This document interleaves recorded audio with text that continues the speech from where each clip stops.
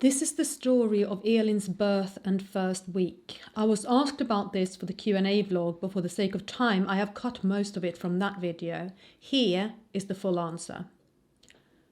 This vlog contains sensitive topics: meconium aspiration, brain damage, almost infant loss, and breastfeeding. Can you please tell me what is the cause for your baby's condition? Because I have a premature baby with HIE and epilepsy.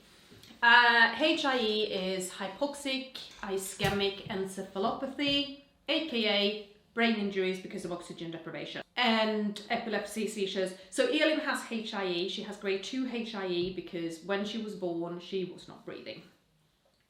Elin was full term. She was actually 10 days overdue. And before she was born, she decided to open her bowels inside of me and effectively inhale that. So amniotic fluid with baby poop in it, meconium, in her lungs. And this is called meconium aspiration. Meconium aspiration is very, very bad, can be extremely bad. In Elin's case, it was extremely bad.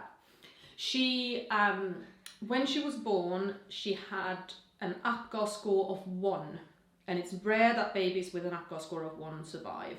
I actually did get that question after my last Q&A video. Do you remember her first APGAR score? Yes, it was 1. So she was not good. She was born by emergency C-section, and whilst they managed to clear her lungs and get her breathing, the meconium had caused the pressure in her lungs to be so high that there was no blood flow to the lungs because the lung pressure was higher than the blood pressure in the rest of her body. I hope this makes sense. It's very medical. Yeah. And then her pressure stabilized and she was breathing, and obviously blood flow and all of that kind of stuff. They had her intubated in NICU. She was fighting the tube. She was trying to pull the tube out, the breathing tube.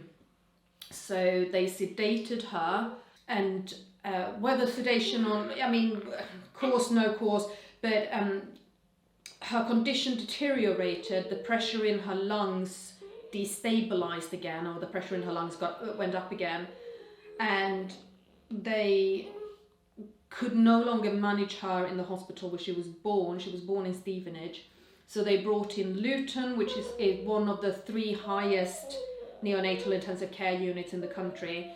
And we had 2 ambulance crews from Luton with nitric oxide fighting for 12 hours to get her stable enough to dare to move her. Which they did. And as soon as she was in Luton Hospital, she stabilised and she remained sedated for 6 days. They rushed through an MRI when she was 4 days old to use as a kind of life and death decision background. The baby brain expert who looked at that MRI asked if the infant in question was still alive. And then she started breathing on her own.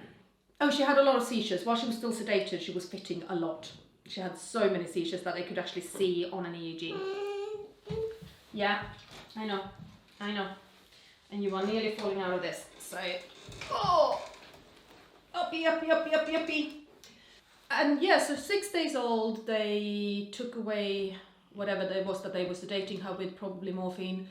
And when she was 8 days old, I got to try and breastfeed her, and it worked. I had been pumping until that point because I wanted her to have breast milk. So the first couple of days, 6 days old, 7 days old, well, 6 days old, nothing. 7 days old, she was given breast milk through an NG tube. And then at 8 days old, I was allowed to try and breastfeed her, and it worked. It worked. She had a suck and swallow reflex, which they were afraid she wasn't going to have. But you're amazing, aren't you? Yeah, you are.